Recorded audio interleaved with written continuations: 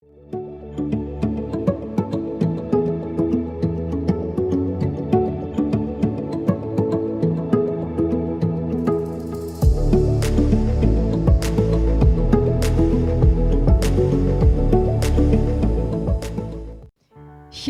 umat Tuhan, khususnya GBI Cempaka Mas dimanapun Anda berada.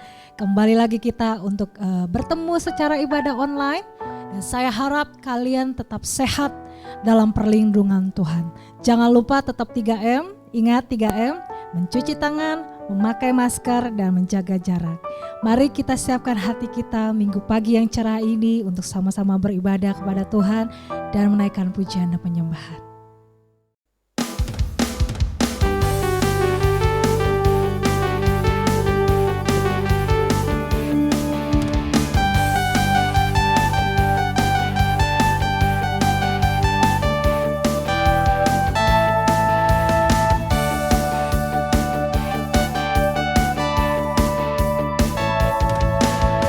Kau gunung batuku dan kau kota bentengku, tak akan ku ragu.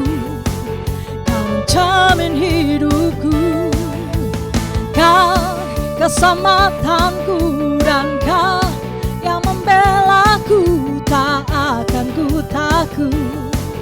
Kuasa-Mu di dalamku, walau badai menerpa di dalam hidupku ini, namun tangan-Mu Tuhan mengangkatku tinggi. Kau Tuhan yang benar, tak pernah tinggalkan. Dahulu sekarang samanya, janji-Mu tak berubah. Kau Alfa dan Omega, awal dan akhir. Semesta alam memuja Engkau Tuhan yang benar.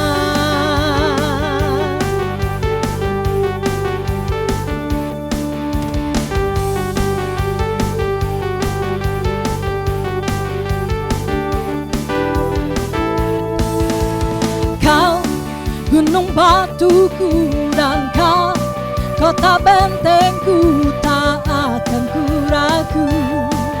Kau menjamin hidupku, kau keselamatanku, dan kau yang membelaku, tak akan ku takut. Kuasa-Mu di dalamku, walau badai menerpa di dalam hidupku ini, namun tangan-Mu Tuhan mengangkatku tinggi. Kau Tuhan yang benar, tak pernah tinggalkan. Dahulu sekarang samanya, janji-Mu tak berubah. Alfa dan Omega, awal dan akhir. Semesta alam memuja Engkau Tuhan yang benar. Semesta alam memuja, semesta alam memuja, semesta alam memuja Engkau Tuhan yang benar.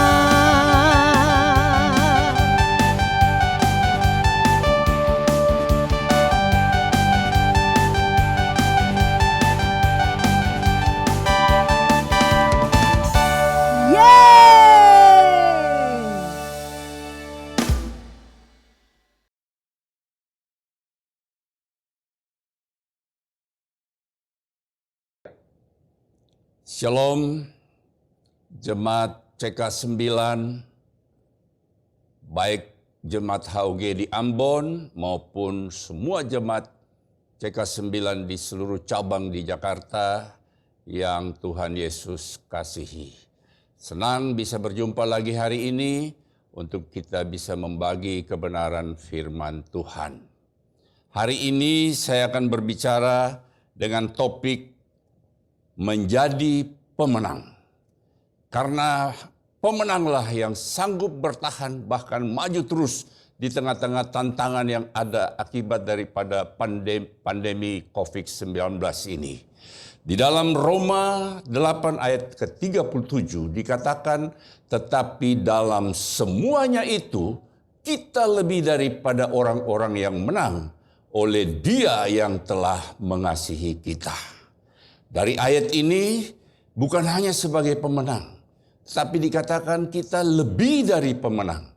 Artinya Tuhan Yesus yang telah meraih kemenangan itu dan Dia berikan kepada setiap orang yang percaya dan bergantung dan berharap kepada Dia. Saudara, menjadi pemenang itu adalah dambaan dan kerinduan semua orang. Dan kabar baiknya bahwa menjadi pemenang itu adalah target Allah bagi setiap orang yang percaya kepadanya atau setiap umat tebusannya selama mereka ada di muka bumi ini. Saudara, kenapa kita harus menjadi pemenang? Pertama, salah satu syarat untuk kita naik ke next level, supaya kita bisa meraih apa yang Tuhan janjikan bagi hidup kita. Yang kedua, karena Allah tidak akan memakai orang yang kalah, putus asa, orang yang lemah, orang yang menyerah, orang yang tidak punya pengharapan, atau pecundang untuk menjadi saksinya. Hanya pemenanglah yang sanggup menceritakan perkara-perkara besar yang Tuhan kerjakan lewat hidupnya. Yang ketiga, kita menjadi pemenang karena hidup ini adalah satu pergumulan. Hidup ini adalah satu pertandingan. Di dalam Ayub 7 ayat yang pertama dikatakan hidup itu berat. Bukankah manusia harus bergumul di bumi dan hari-harinya seperti hari-hari orang upahan? Paulus berkata hidup ini adalah suatu pertandingan, suatu perlombaan. Sebab itu waktu bayi lahir, dia tidak pernah ketawa. Dia selalu menangis. Karena selamat datang di dunia yang penuh dengan tantangan. Saudara, Tuhan tidak pernah berjanji bahwa jalan hidup kita ini akan berjalan mulus, tidak ada masalah, tidak ada persoalan. Tapi Dia berjanji meskipun engkau harus bergumul, berjuang lewat peperangan dalam hidup ini. Tapi ketahuilah, aku senantiasa menyertai engkau. Firman Tuhan berkata bahwa sekali-kali aku tidak pernah meninggalkan engkau. Sekali-kali aku tidak pernah membiarkan engkau. Aku akan menyertai engkau dan berjalan di hadapanmu. Aku akan memegang engkau dengan tangan kananku yang membawa kemenangan.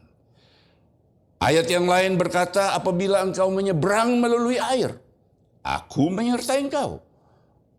Bahkan melalui sungai engkau tidak akan dihanyutkan.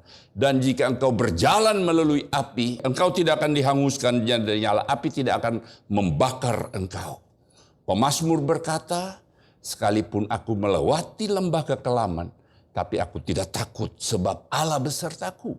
Daud berkata, dulu aku muda, sekarang aku telah menjadi tua. Tapi aku tidak pernah melihat orang benar ditinggalkan dan anak cucunya minta-minta roti. Dari ayat-ayat ini saya mendapatkan kesimpulan ada jaminan kemenangan dari Allah. Saudara, masalah terbesar di gereja hari-hari ini karena umatnya menjadi lemah dan putus asa. Yang kedua atau yang berikutnya, siapa itu pemenang? Saudara, kalau saya tanya saudara, mungkin saudara mulai agak ragu. Apakah saya ini pemenang? Saya pernah gagal di dalam berbagai bidang. Gagal di dalam pendidikan, gagal di dalam rumah tangga, gagal dalam karier dan usaha saya. Apakah saya dikatakan sebagai seorang pemenang? Saya mau beritahu saudara definisi pemenang. Pemenang bukanlah mereka yang tidak pernah gagal, tapi melainkan mereka yang tidak pernah berhenti mencoba. Artinya pemenang bukan mereka yang tidak pernah mengalami masalah, bukan mereka yang tidak pernah gagal dalam hidupnya. Mereka lewati berbagai masalah dalam kehidupannya, tapi lewat masalah itu mereka melihat kemuliaan Allah dan mereka tidak pernah menyerah. Beda pemenang dan orang yang kalah. Seorang pemenang, dia jatuh, dia bangkit lagi, dia bersihkan lantai dan dia berjalan.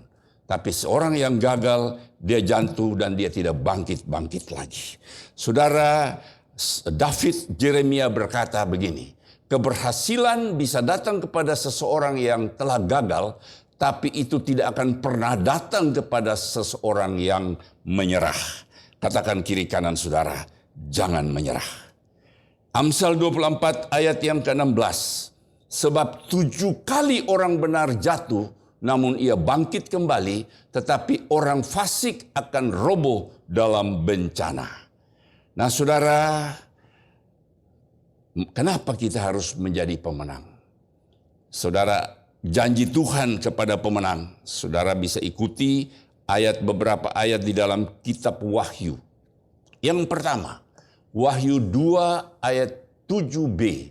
Barang siapa menang, ia akan kuberi makan dari pohon kehidupan yang ada di taman Firdaus Allah. Wahyu 2:11b. Barang siapa menang, ia tidak akan menderita apa-apa oleh kematian yang kedua. Wahyu 2 ayat 26.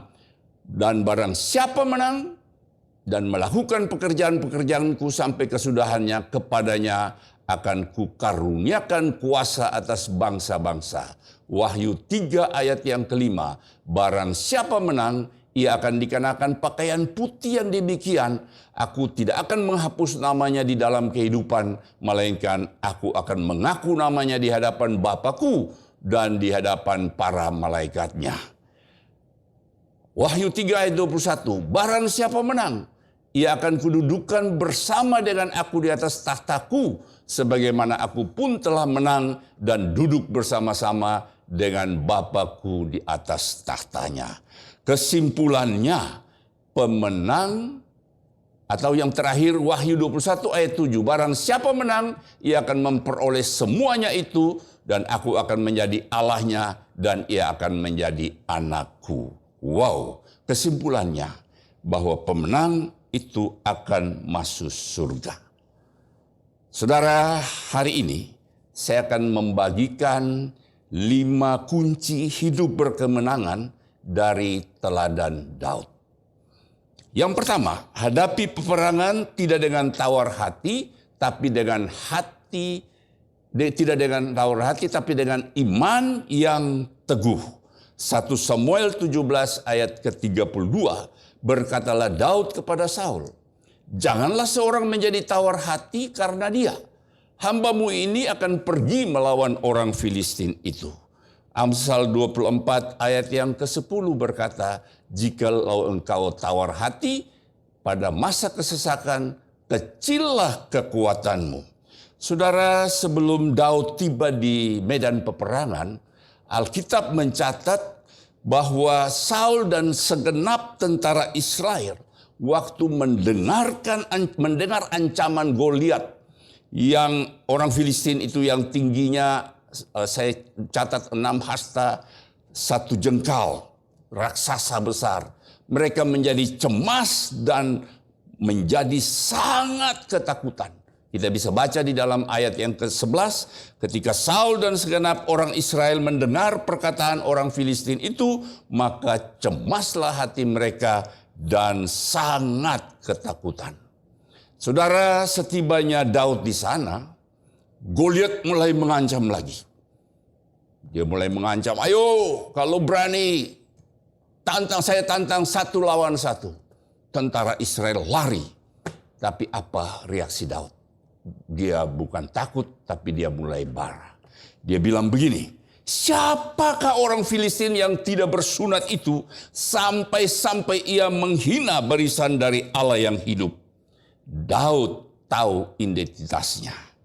Daud berkata kepada Saul, janganlah seorang menjadi tawar hati, karena dia, hambamu ini akan pergi melawan orang Filistin itu. Nah, kita lihat di sini apa perbedaan antara Daud, Saul, dan tentara Israel. Kita tahu Daud hanyalah seorang gembala, bukan prajurit, dan tidak pernah berlatih perang. Sedangkan Raja Saul, tentara Israel itu semua terlatih di dalam peperangan. Kenapa yang satu ketakutan, waktu mendengar ancaman, sedangkan satu berani untuk melawan atau menghadapi Goliat? Jawabannya adalah sikap hati. Katakan bersama saya, sikap hati. Saul dan tentaranya tawar hati, cemas, takut, lemah, gentar, gemetar, kecut. Tapi Daud dengan iman yang teguh, dia berkata bahwa siapa yang berani menghina Allah, barisan Allah yang hidup. Artinya dia tahu posisinya. Dia tahu bahwa dia adalah bangsa pilihan Allah. Dan Allah akan menjadi pembelanya. Wow. Saudara, kita harus tahu identitas kita waktu menghadapi tantangan dan pergumulan hidup ini. Saudara, di dalam Yosua ayat 1-9. Waktu itu Tuhan tugaskan Yosua untuk menggantikan Musa. Tuhan memerintahkan firman ini berbicara tentang hati. Bukankah telah kuperintahkan kepadamu? Kuatkan dan teguhkanlah hatimu. Jangan kecut dan tawar hati. Sebab Tuhan Allahmu menyertai engkau kemanapun engkau pergi. Saudara, sikap hati adalah hal yang utama yang menentukan kita menang atau kita kalah. Sikap hati juga yang menentukan kita naik ke tangga puncak sukses atau turun ke bawah kolong tangga kegagalan. Amsal 4 ayat 23 berkata begini, jagalah hatimu dengan segala kewaspadaan, karena dari situlah terpancar kehidupan. Saudara, kitab Amsal mengingatkan kita betapa pentingnya sikap hati terhadap kehidupan. Dari dalam hati kita mengalir aliran-aliran kehidupan. Saya mengajak saudara pikirkan hal ini. Sikap hati kita menentukan kita apakah kita menang atau kalah. Saudara, seorang atau pemegang medali emas dalam satu pertandingan olimpiade. Dia berkata bahwa saya percaya satu-satunya perbedaan antara pemegang medali emas dan pemegang medali perak itu adalah sikap hati, bukan kemampuan mereka. Jika Anda tidak melihat Anda sebagai pemenang, Anda akan tidak akan bertindak sebagai pemenang. Amsal 23 ayat yang ke-7. Sebab seperti orang yang membuat perhitungan dalam dirinya sendiri, demikianlah ia. Anda adalah apa yang Anda pikirkan. Anda pikir menang, akan menang. Anda pikir kalah, akan kalah. Dalam banyak situasi peperangan itu dimenangkan sebelum perang itu dimulai. Semuanya berkenaan kerangka pikiran atau sikap hati sebelum kita memasuki medan laga. Apakah kita penuh dengan iman yang teguh, pengharapan dan optimisme, ataukah bersikap tawar hati dan meragukan kemenangan kita? Saudara, prinsip ini juga dilukiskan ketika Musa mengutus 12 pengintai di tanah perjanjian. Kita lihat di sini ada sikap hati yang berbeda antara Yosua dan Kaleb dengan 10 pengintai lain. Ada perbedaan di sini. Yosua dan Kaleb melihat buah di tanah perjanjian. Artinya mereka fokus kepada janji Tuhan. Sedangkan 10 pengintai lain melihat masalah di tanah perjanjian. Mereka melihat keadaan yang ada. Yang kedua, Yosua dan Kaleb melihat diri mereka di tangan Allah. Sedangkan 10 pengintai lain melihat diri mereka kecil, lemah, seperti belalang. Yosua dan Kaleb optimis terhadap masa depan. Sedangkan 10 pengintai lain pesimis terhadap masa depan. Yosua dan Kaleb mendorong orang untuk mengambil langkah iman. Sedangkan 10 pengintai lain itu menghalangi orang untuk maju. Saudara, bahwa sikap hati itu menular. Sikap hati itu bisa mempengaruhi orang di sekitar kita. Nah, saat ini saya mau menanyakan saudara, apa yang menjadi Goliat saudara hari-hari ini? Apa yang menteror, yang membuat saudara ketakutan? Apakah itu berkaitan dengan kesehatan saudara, berkaitan dengan ekonomi dan keuangan saudara, berkaitan dengan pekerjaan dan usaha saudara, berkaitan dengan keluarga dan rumah tangga saudara. Saudara, saya mau beritahu saudara bahwa banyak orang menghadapi penyakit kronis ini menjadi ketakutan dan kebingungan. Tapi hari ini pesan Tuhan kepada kita, kuatkan dan teguhkan hatimu. Jangan kecut dan tawar hati, sebab Tuhan Allahmu menyertai engkau kemanapun engkau pergi.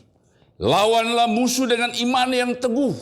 Jangan terpengaruh oleh keadaan, tapi peganglah janji Tuhan bahwa rancangannya adalah rancangan damai sejahtera yang memberikan jaminan masa depan yang penuh pengharapan. Yang kedua, kunci yang kedua adalah senantiasa berlatih siaga untuk berperang. Di dalam ayat 34, 37 sampai 37. Tetapi Daud berkata kepada Saul, hambamu ini biasa mengembalakan kambing domba ayahnya. Apabila datang singa atau beruang yang menerkam seekor domba dari kawanannya, maka aku mengejarnya, menghajarnya, dan melepaskan domba itu dari mulutnya. Kemudian apabila ia berdiri menyerang aku, maka aku menangkap janggutnya, lalu menghajarnya dan membunuhnya. Baik singa maupun beruang telah dihajar oleh hambamu ini. Dan orang Filistin yang tidak bersunat itu, ia akan sama seperti salah satu dari binatang itu. Karena ia telah mencemoh barisan daripada Allah yang hidup. Pula kata Daud, Tuhan yang telah melepaskan aku dari cakar singa dan cakar beruang, Dia juga akan melepaskan aku dari tangan orang Filistin itu. Kata Saul kepada Daud, pergi, Tuhan menyertai engkau. Saudara, Daud setelah diurapi, dia tidak otomatis menjadi raja. Dia masih dipercayakan untuk membawa senjata. Dia dikejar-kejar Saul dan mau dibunuh oleh Saul. Dia pernah pura-pura menjadi gila. Tapi dari semua itu, akhirnya dia diangkat menjadi raja bangsa Israel. Sama dengan kita, waktu kita diselamatkan Tuhan. Waktu kita terima Yesus sebagai Tuhan dan Juru Selamat. Tuhan izinkan kita hadapi ujian. Menghadapi masalah, menghadapi persoalan, tantangan dalam hidup ini. Supaya apa? Supaya kita bisa menyerupai Tuhan Yesus. Menyerupai, serupa dengan Dia. Saudara, Daud berlatih dengan sparring partnernya, yaitu singa beruang, Goliat, Saul dengan tentaranya, akhirnya dia terbentuk. Kita berlatih peperangan lewat tantangan hidup, masalah, pergumulan yang kita hadapi, hari lepas hari itulah yang membentuk kita untuk menjadi pemenang. Jatuh bangun, sakit tapi kita dibentuk. Saudara, seperti anak kecil yang mulai belajar berjalan. Dia tidak otomatis langsung berjalan lancar, tapi dia jalan jatuh. Tapi ibunya tidak pernah bilang, suster, jangan lagi engkau membiarkan anak itu berjalan. Gendong dia terus. Apa yang terjadi kalau itu dilakukan? Anak itu akan menjadi lumpuh. Yang penting jatuh kita bangun, jangan berhenti mencoba. Semua tantangan atau pergumulan proses merupakan satu persoalan, merupakan satu proses yang harus kita lewati. Ada motto yang berkata begini, no success without process. Tidak ada sukses tanpa melalui proses. Yang perhatikan, yang pertama, jangan hindari proses. Memang kita hidup di zaman instan. Namun itu tidak berarti kita tidak dapat atau kita tidak berarti kita dapat hindari proses. Mie instan pun juga harus melalui proses.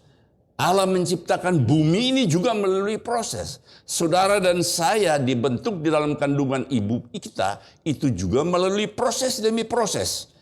Jadi jangan lari dan menghindari proses. Yang kedua, proses itu memang tidak nyaman. Yang namanya proses memang tidak nyaman. Karena jika Tuhan mengizinkan saudara mengalami proses, tidak perlu saudara mengeluh, tidak perlu saudara komplain karena ketidaknyaman itu. Anggaplah kita sedang menghadapi ujian. Ujian itu memang tidak enak, tapi kita dituntut kesabaran, dituntut ketekunan untuk menjalani proses itu. Yang ketiga, proses itu mempersiapkan. Agar waktu kita berada di level yang tinggi, kita tidak sombong. Dan kita lebih dapat mensyukuri semua yang akhirnya kita nikmati. Yang keempat, proses itu butuh waktu. Ulat berproses menjadi kepompong. Kepompong berproses menjadi kupu-kupu yang indah. Terjadi satu proses kimia sedemikian rupa menentukan keindahan warna sayap daripada kupu-kupu tadi. Saudara, bila kita tergesa-gesa, kita memaksakan supaya kepompong itu cepat menjadi kupu-kupu, maka akan menjadi kupu-kupu yang jelek, bahkan bisa membuat kupu-kupu itu mati. Jadi pesan Tuhan bagi kita, jangan menempuh jalan pintas, jangan tergesa-gesa, bertekunlah dan nikmatilah proses, karena Allah menjadikan segala sesuatu indah pada waktunya. Dan yang kelima, proses itu mengubah. Akhirnya setelah saudara menyikapi proses kehidupan ini dengan sikap yang benar, tanpa saudara sadari, tiba-tiba saudara menjadi orang yang berbeda, orang yang berkualitas. Tujuan Tuhan untuk membuat kita mengalami proses itu supaya kita menjadi orang lebih berkarakter. Sesungguhnya lebih dari sekedar menyelesaikan masalah, Allah lebih tertarik untuk merubah saudara dan saya. Karena kasihnya, dia menerima kita apa adanya. Tapi juga karena kasihnya, dia tidak membiarkan kita apa adanya. Dia ingin membentuk kita untuk menjadi serupa dengan dia. Saudara, saya mendapatkan kesaksian dari banyak orang yang sukses. Seperti Abraham Lincoln, Thomas Alva Edison. Itu bukan mereka otomatis menjadi orang yang sukses. Tetapi mereka melewati berbagai kegagalan demi kegagalan, tapi akhirnya mereka keluar sebagai pemenang. Pengalaman saya bisa ada sampai saat ini, saya bisa berhasil di dunia sekuler, saya juga bisa berhasil melayani Tuhan, bukan terjadi dengan begitu saja. Saya mengalami proses demi proses. Di dunia sekuler saya pernah mau mengalami bangkrut. Di dunia rohani saya pernah menjadi orang yang mulai agak sedikit miring. Atau orang yang sudah mulai stres berat. Tetapi saya melihat melalui proses demi proses itu, saya melihat kemuliaan Allah. Dan saya mau katakan Allah itu dahsyat. Allah itu luar biasa. Kita beri kemuliaan kepada Tuhan. Saudara yang dikasihi Tuhan, semua yang terjadi dengan satu sebab dan untuk satu maksud, dan itu bermanfaat bagi kita. Saudara, tantangan apapun yang saudara alami hari-hari ini, tetaplah bersyukur. Terima kasih kepada Tuhan yang sedang melatih saya untuk naik ke level yang lebih tinggi. Jangan berdoa, Tuhan angkat masalah ini dari saya. Tetapi berdoa, Tuhan memberikan kekuatan dan otoritas supaya saya bisa keluar sebagai pemenang dalam pergumulan yang saya hadapi. Dan yang ketiga, berperang tidak dengan baju perang dan senjata orang lain. 1 Samuel 17 ayat yang ke-38 sampai 39. Lalu Saul mengenakan baju perangnya kepada Daud, ditaruhnya ketopong tembaga di kepalanya dan dikenakan baju sirah kepadanya. Lalu Daud mengikat pedangnya di luar baju perangnya, kemudian ia berikhtiar berjalan, sebab belum pernah dicobanya. Maka berkatalah Daud kepada Saul, aku tidak dapat berjalan dengan memakai ini, sebab belum pernah aku mencobanya. Kemudian dia menanggalkannya. Saudara, apa pesan Tuhan lewat firman ini? Mau menjadi pemenang, jangan menjadi seperti orang lain, tapi jadilah dirimu sendiri. Saudara, Elisa tidak sama dengan Elia. Musa tidak sama dengan Yosua. Musa membelah laut, Yosua membelah sungai. Saudara, ada orang yang tidak berhasil dalam hidupnya karena Dalam pikirannya dia berpikir, saya tidak sepintar orang, tidak sepintar dia, tidak semampu dia. Saya tidak secakap dia atau punya pendidikan dan keterampilan seperti dia. Itu seperti seorang hamba yang punya 1 talenta. Yang lain 5, yang lain 2, dia dapat 1. Dia membandingkan itu 5, ini 2, saya 1. Akhirnya dia simpan di bawah tanah. Saudara yang dikasih Tuhan, ada seorang yang namanya Emmanuel Ningers berkata begini, setiap orang yang tidak percaya akan dirinya sendiri dan tidak menggunakan keahliannya atau talentanya sepenuhnya adalah pencuri diri sendiri. Wow. Jadi saudara, talenta apapun yang saudara miliki, perlabakan itu. Talenta adalah kasih karunia Allah kepada kita. Kita apain talenta itu adalah bentuk penyembahan kita kepada Dia. Saya mau beritahu saudara bahwa saudara sangat berharga di mata Tuhan. Saudara sangat spesial, dibuat handmade oleh Tuhan, dijunan di kandungan ibumu. Tidak ada yang sama termasuk sidik jari saudara. Mazmur 139 ayat yang ke-14. Aku bersyukur kepadamu karena kejadianku dahsyat dan ajaib. Ajaib apa yang kau buat dan jiwaku benar-benar menyadarinya. Yesaya 43 ayat 40 ayat ke-4. Oleh karena engkau berharga di mataku, kata Tuhan, dan mulia, dan aku ini mengasihi engkau, dan aku memberikan manusia sebagai gantimu dan bangsa-bangsa sebagai ganti nyawamu. Saudara, mungkin selama ini saudara menjadi orang yang kalah. Orang yang tidak punya percaya diri. Karena saudara mungkin tertanam dengan apa kata orang tuamu. Apa kata gurumu. Bahkan mungkin apa kata dirimu sendiri. Saya mau beritahu saudara bahwa saudara lihat diri sendiri saudara seperti apa yang Tuhan katakan kepada saudara. Jangan apa kata orang. Jangan apa kata orang tuamu atau gurumu, apa kata dirimu sendiri, tapi apa kata Tuhan. Kita lihat apa yang Tuhan katakan kepada kita. Yesaya 49 ayat yang ke-16. Lihat, aku melukiskan engkau di telapak tanganku, tembok-tembokmu tetap di ruang mataku. Wow, kita ini orang yang spesial di mata Tuhan.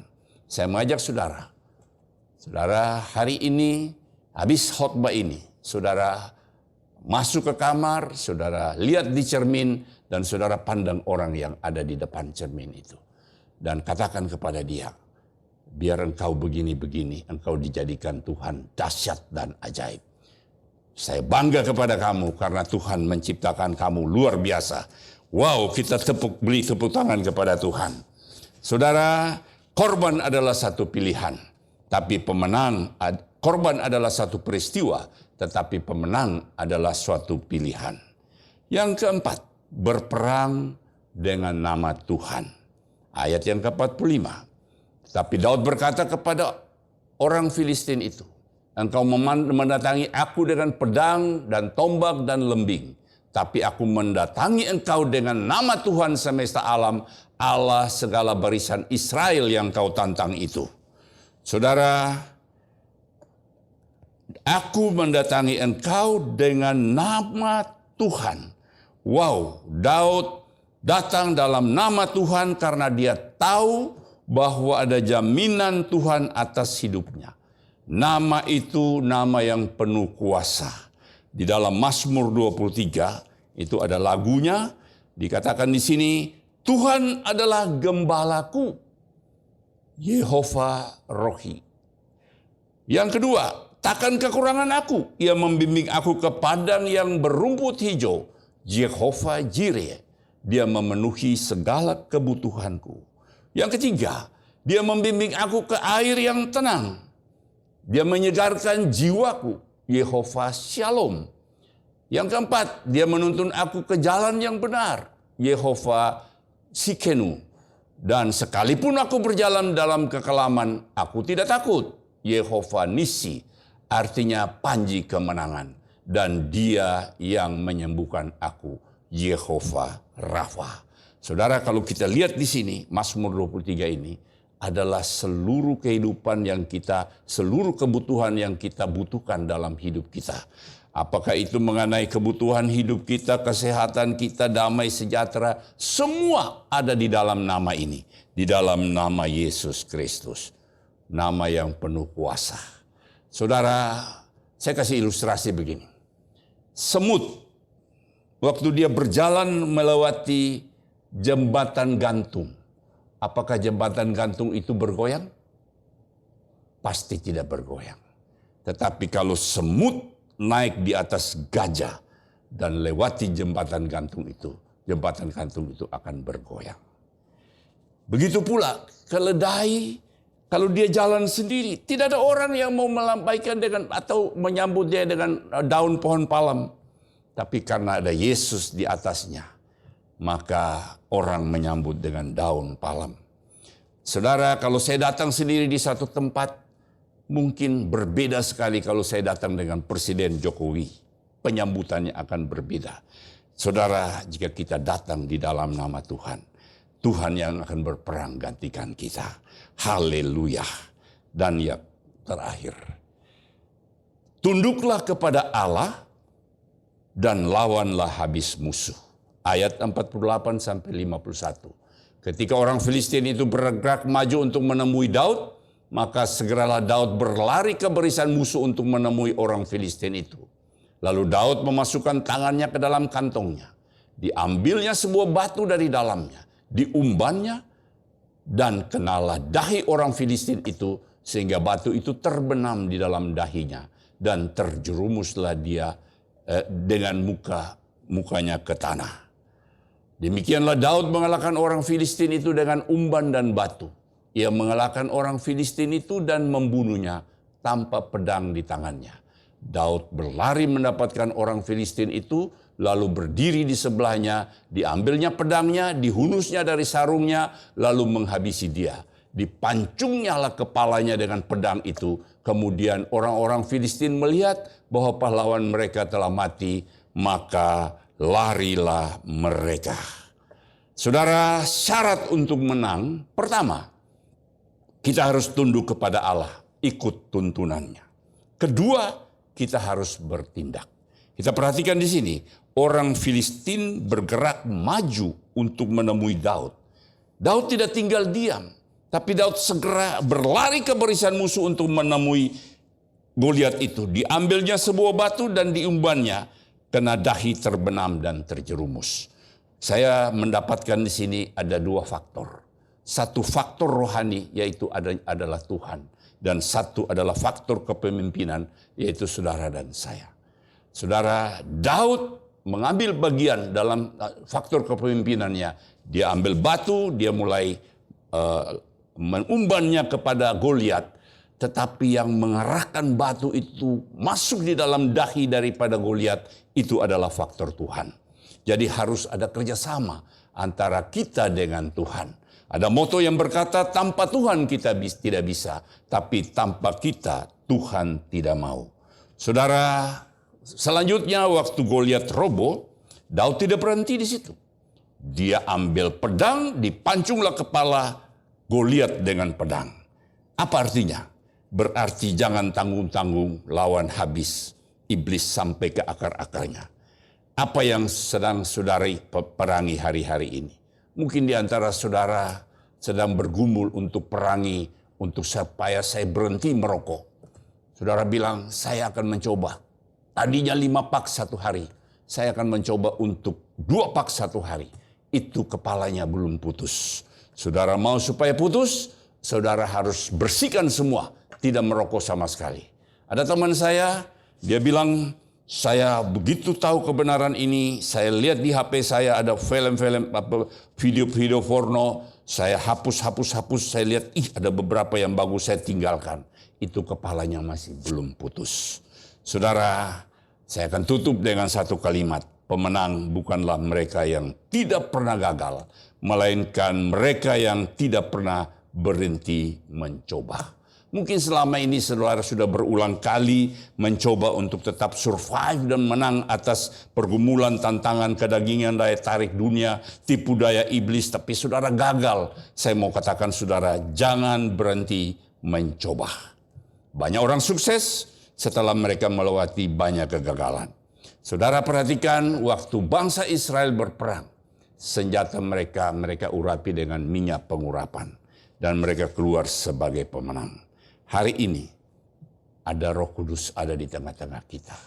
Kita akan minta supaya di akhir khotbah ini kita minta urapan Roh Kudus memampukan kita.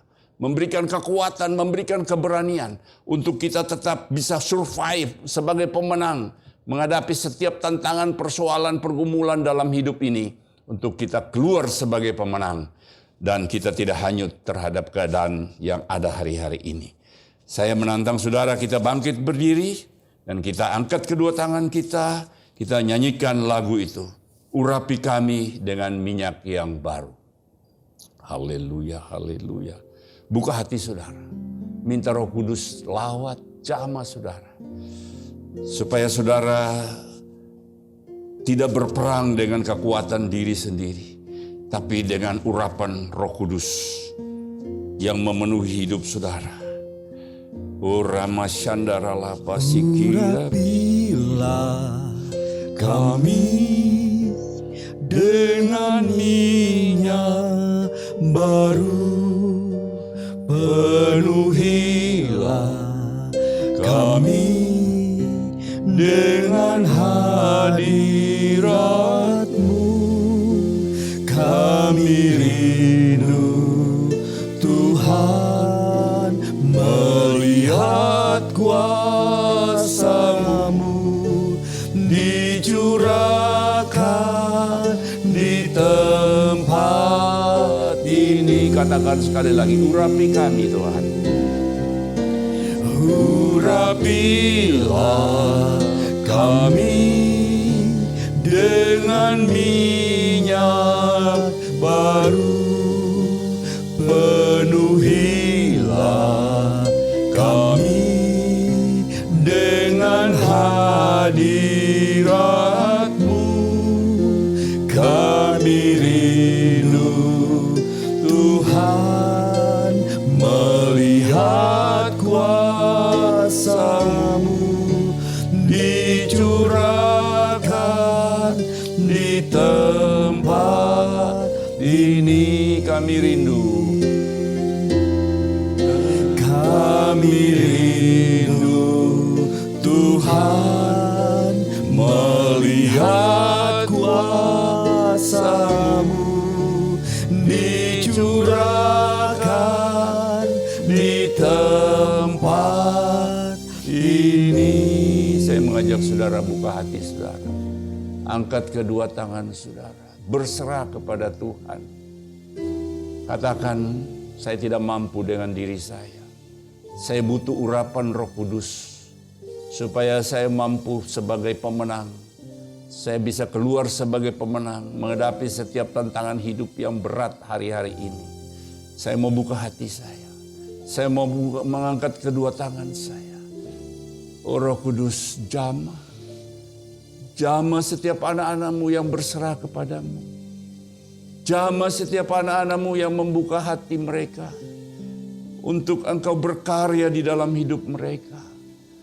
Lawat mereka. Penuhi mereka Tuhan. Urapi mereka dengan Roh-Mu Tuhan. Kurama syandara lapasi kiriara lapa papa papa. Urama syandara lapasi kiriara lapa papa papa. Kuasa Roh Kudus bekerja di dalam setiap hati anak-anak-Mu Tuhan. Sehingga mereka tidak menjadi kecut dan tawar hati. Tapi mereka memberikan iman yang teguh. Memiliki pengharapan dan optimisme dalam hidup ini. Menghadapi tantangan apapun yang mereka gumuli hari-hari ini. Kami percaya bahwa waktu mereka mengandalkan Roh Kudus. Mereka akan keluar sebagai pemenang. Oh Rama Syandara Labasi Kiri Alala Papa Papa Papa. Jamah setiap anak-anak. Penuhi dengan Roh-Mu Tuhan. penuhi dengan roh-Mu Tuhan. Urapan yang baru mengalir. Kirama Shandaralaba, yang takut Engkau berikan kekuatan baru. Karena Engkau tidak memberikan roh ketakutan, tapi roh yang mendatangkan kekuatan, kasih, dan ketertiban. Kirama Shandaralaba, yang lemah Engkau kuatkan Tuhan.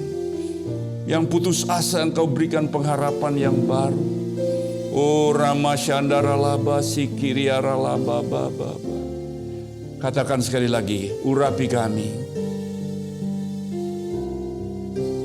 Urapilah kami dengan minyak baru, penuhilah kami dengan hadirat-Mu. Kami rindu Tuhan melihat kuasa-Mu dicurahkan di tempat ini. Terima kasih. Terima kasih Tuhan, Kau telah mengurapi anak-anak-Mu. Saya percaya mulai hari ini mereka akan menghadapi setiap pergumulan, tentangan, peperangan apapun yang mereka hadapi. Mereka akan hadapi dengan iman yang teguh, dengan pengharapan, dengan optimisme. Mereka akan keluar sebagai pemenang. Mereka akan meraih setiap janji Tuhan yang telah Engkau sediakan bagi mereka. Berkati setiap anak-anak-Mu Tuhan. Perlindungan Tuhan sempurna atas kehidupan mereka Tuhan. Penuhi segala kebutuhan hidup mereka Bapa. Terima kasih Bapa, di dalam nama Yesus kami berdoa dan mengucap syukur. Haleluya. Amin.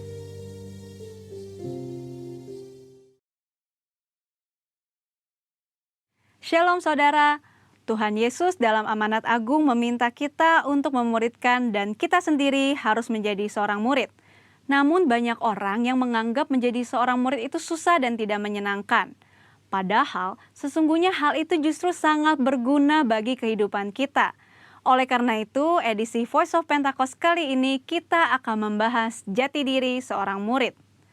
Dalam bahasa aslinya, murid berarti seseorang yang belajar. Dalam Alkitab, memuridkan adalah cara untuk memperluas kerajaan Allah. Inilah yang Tuhan Yesus lakukan selama pelayanannya di bumi ini. Ia mengajar dan melatih murid-muridnya untuk pada akhirnya diutus menjadi saksi. Dalam kitab para rasul, kita menemukan bahwa para rasul melakukan hal yang sama dengan apa yang Tuhan Yesus lakukan. Sehingga jumlah murid semakin bertambah di seluruh dunia sampai sekarang. Tentunya, hal ini tidak berarti semua orang percaya harus menjadi guru atau pengkhotbah.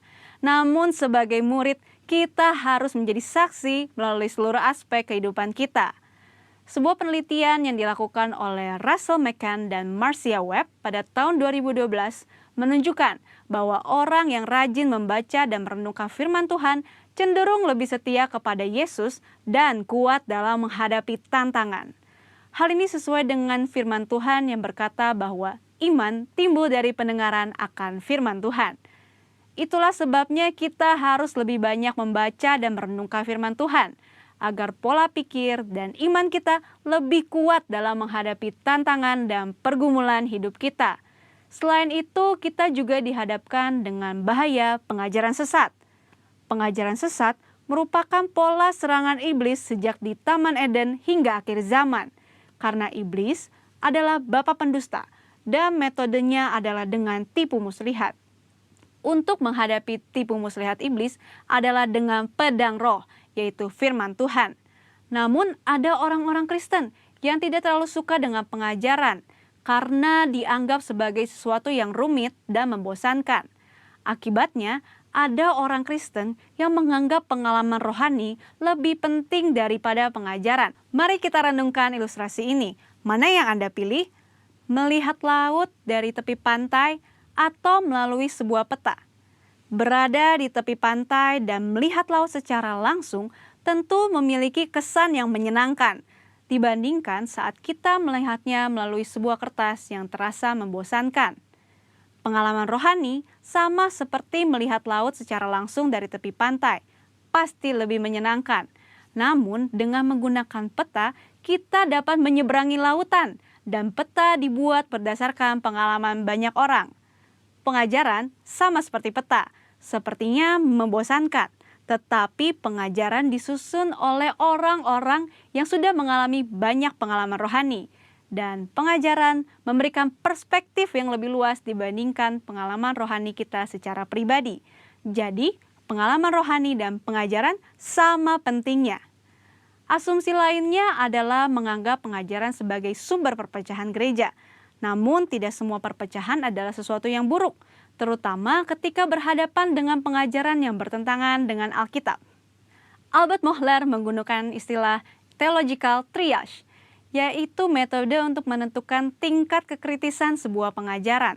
Tingkat pertama, yang paling kritis, yaitu pengajaran dasar yang mempengaruhi keselamatan seseorang, yaitu pengajaran mengenai Alkitab adalah firman Tuhan, ketritunggalan Allah, ketuhanan Yesus, karya penebusan, keselamatan karena kasih karunia melalui iman hanya kepada Yesus Kristus.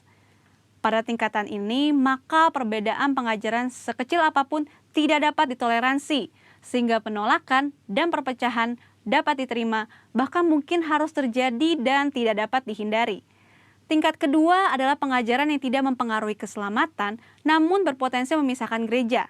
Contohnya, pengajaran mengenai kepastian keselamatan, metode baptisan air, serta baptisan dan karunia Roh Kudus. Mungkin saja kita memiliki doktrin yang berbeda dengan gereja non-Pentakosta, namun kita tidak dapat mengatakan bahwa mereka tidak diselamatkan selama mereka percaya kepada Yesus Kristus sebagai Tuhan dan Juru Selamat. Tingkat ketiga, pengajaran yang berbeda namun tidak esensial untuk memisahkan gereja, seperti pengajaran mengenai urutan peristiwa Second Coming dan akhir zaman. Tanpa mengenali tingkat kekritisan pengajaran ini, maka kemungkinannya perbedaan pengajaran sekecil apapun dapat mengakibatkan perpecahan. Di sisi lain, terjadi kompromi yang berbahaya ketika pengajaran yang bertolak belakang diterima di dalam gereja. Lalu, apa langkah praktis yang harus kita lakukan untuk menjadi seorang murid yang sejati? Mulailah dengan membaca Alkitab setiap hari, mendengarkan khotbah dan pengajaran yang sehat dari gereja, serta mengikuti kelas-kelas pengajaran KOM di gereja kita. Ingat, seorang murid itu belajar. Belajar adalah sebuah usaha yang memerlukan ketekunan. Tuhan menegur bahkan mengutuk orang yang malas, baik yang malas bekerja maupun yang malas belajar. Marilah kita bertekun dalam pengajaran, dan Tuhan berjanji akan mempertajam telinga kita sebagai seorang murid. Maranatha, Tuhan Yesus memberkati.